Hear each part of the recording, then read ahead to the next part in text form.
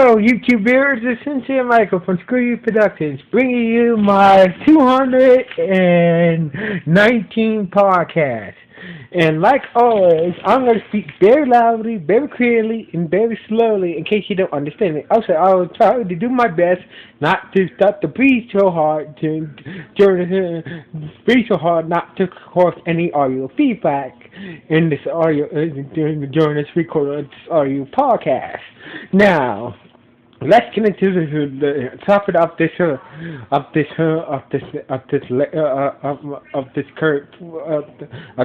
podcast. Now, Arrow season 4. Now, those of you that know, I'm a big Arrow fan usually, but I wanted to. So basically, after watching Arrow I've been watching Arrow since the first season started, all the way up to this current season. So basically, I figured, I wait for. So I figured, since this is the fourth season, let me do a review, the review of the pros and cons of season 4. Honestly, season 4 was not bad. We had a good it's a good solid story, it was all good, and also it had a good, honestly, the season might had an ending that will keep us guessing what's going to happen in season 5. Well, anyway, so let's get to the pros of what's good about this episode. Honestly, first of all, Damien Dark was the best villain that I seen in this season of Arrow so far. Don't get me wrong. Rachel Groove is awesome. Awesome too. Slade was awesome. Malcolm was an awesome villain. But honestly, if I would have said, if you would have said who was the best villain out of all the Arrow season, I gotta give it to Damien Dark. With his powers and whatnot. Also, I would say. Out of her too. There was a lot of character development with the cast members. With Felicity, with Fia, Laura,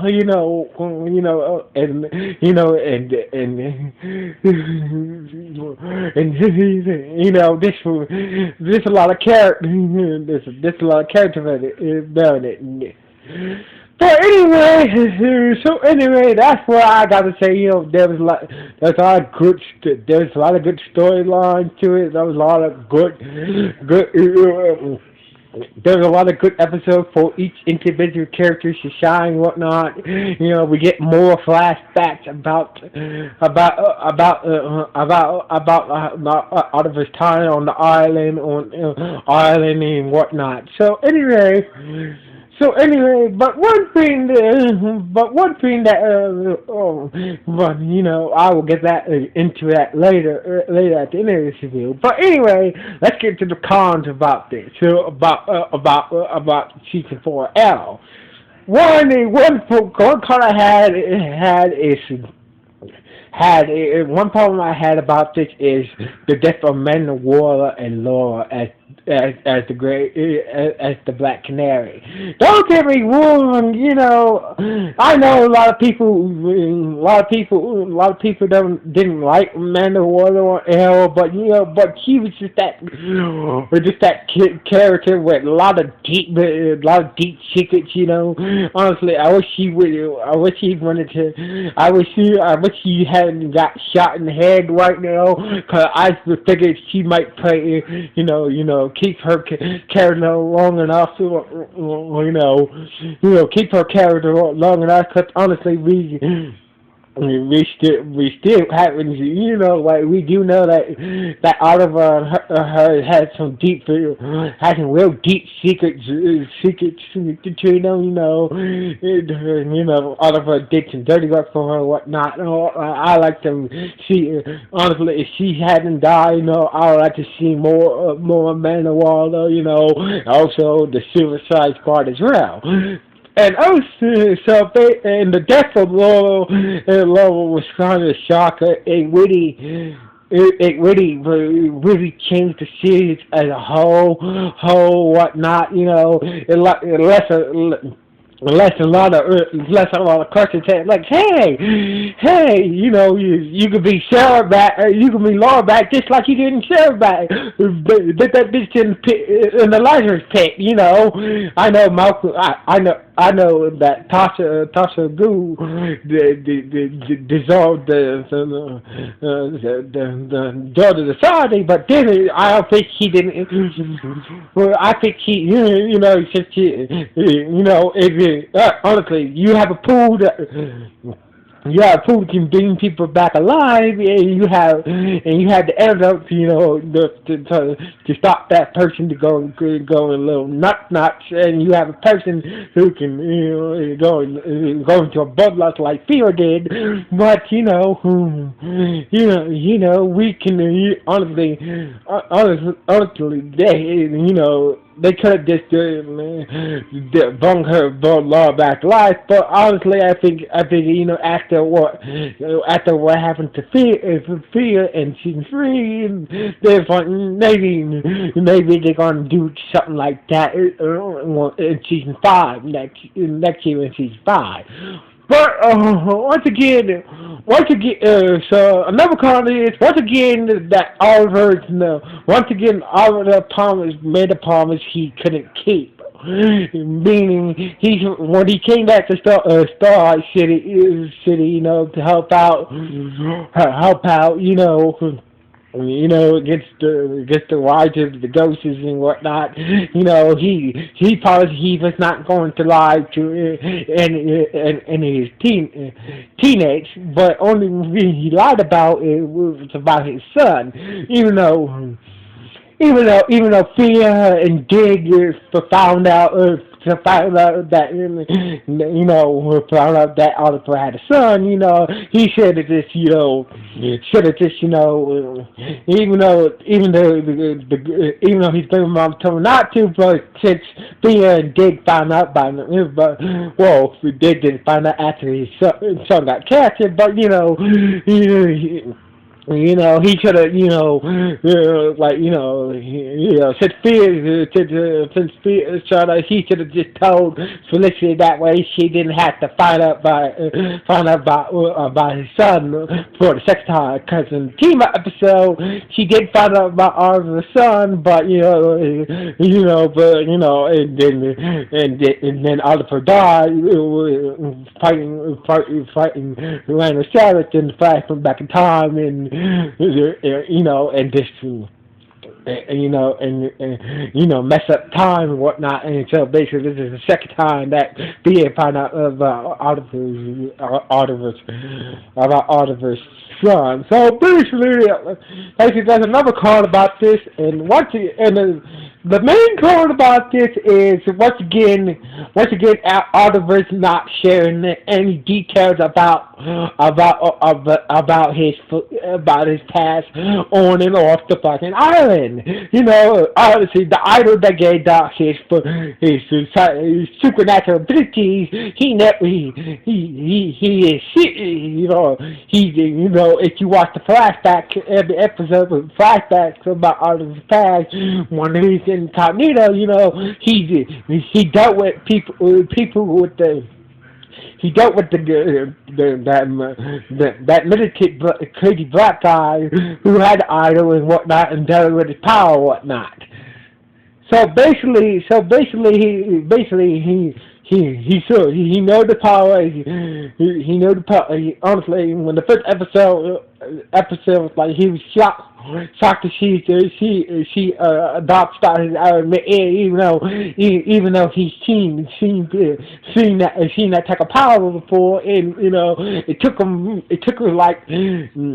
it took them like at least like to like 10 episodes like 10 episodes to tell everybody that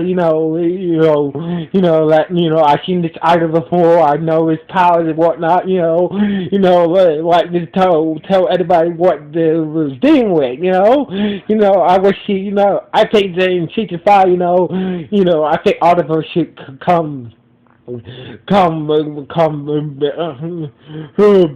clean, just tell somebody, just tell everybody, about his years, years on and off the fucking island. Just come clean, just come clean about what he experienced while he was dead to the world and shit like that. Also, once again, it seems like the cone about this each time that through season all the way to season 1 to season 4, seems like every bad guy is connected to Oliver, what he did on and off the island, and being. I'm not gonna count season 1. I'm not gonna count season 1, but I'm gonna count season 2 and season 3. The Slade and the Ukuro. He had a chance to kill get Slade to cure. Whatnot. He could have killed, but he did it. But it was a real pain in the ass for him in season 2. Season 3 we get into. Oh shit! We get into Rachel Groove and whatnot. Basically, what I'm trying to say, like every time that Rachel Groove, when it comes to Rachel Groove and that virus, he had seen it before. Dealing with the virus, he was in Hong Kong dealing with that virus,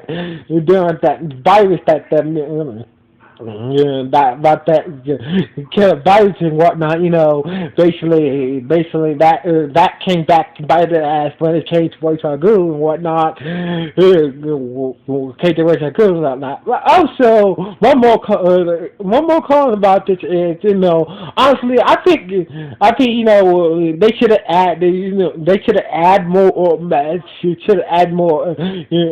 more villains to this, like add more superheroes to this shit, Dixon was the person who played Dixon's like Hawkgirl and Hawkman who were decent, but honestly, since Supergirl, since it's been established in the past that Supergirl is just in the same DC TV universe, honestly, I'd like to see Supergirl come to Starlight City, and also I'd like to see the status of Superman. Honestly, if Supergirl exists in this. Supergirl exists we definitely know that Superman does exist, but we haven't seen him yet. But honestly, I like to see Supergirl more team up between these three and between the four current Marvel stuff, being the Legends of Tomorrow, the Flash, Supergirl, and Arrow. So basically, I just like to see more team up against the bad guys, just to see more team ups. But honestly, the size of the cons, a couple of cons, but this was a very good season. Oliver became me at the end, at the end, Fear went, Fear taking a time out, to figure herself out. Dig looked like he really back in the military, Also, we get to, one more pro about this, we know how Roy was doing, he did start one episode in season 4, but at least we know he's chilling and whatnot. So basically, I'm hoping that we get to see Roy, we might get to see CTL will come back, the whole TL would feel would dig and probably a new Black Canary, or maybe Laura will come back to life somehow. But the sky's the limit. So basically, this was a very good season. So anyway, this is Sincere Michael signing off. One.